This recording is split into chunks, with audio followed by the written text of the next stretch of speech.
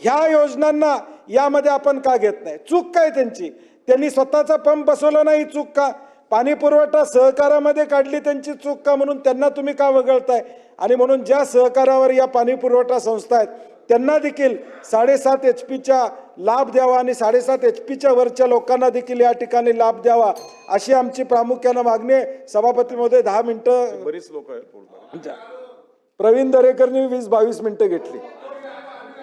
प्रवीण दरेकर बोलल्यामुळे सभापती महोदय एक नियम करा. प्रवीण दरेकर बोलले की प्रसाद लाडला बोलायला द्यायचं नाही. प्रत्येकाने 10 मिनिटं घ्या, कारण बरेच जण बोलणार आहेत. माझा शेवट संपला. चालू करा जरा.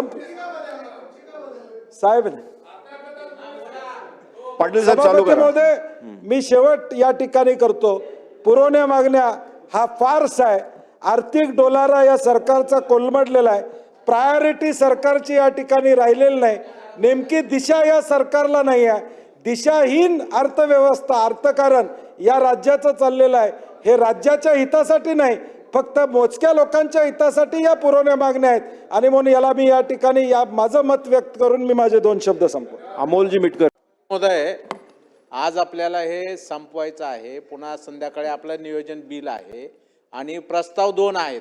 हा सगळा वेळ विचारात घेता अगदी 5-5 मिनिटच वेळ पुरतोय आपल्याला. तेव्हा कुणावर अन्याय होणार नाही असं बघून तुम्ही 5-5 मिनिटाची बिल म्हणूनच मी म्हटलं की खरंच 5-5 मिनिटं प्रत्येकाने बोललं ना सगळ्यांना न्याय मिळेल. अभ्यंकर साहेब बोला.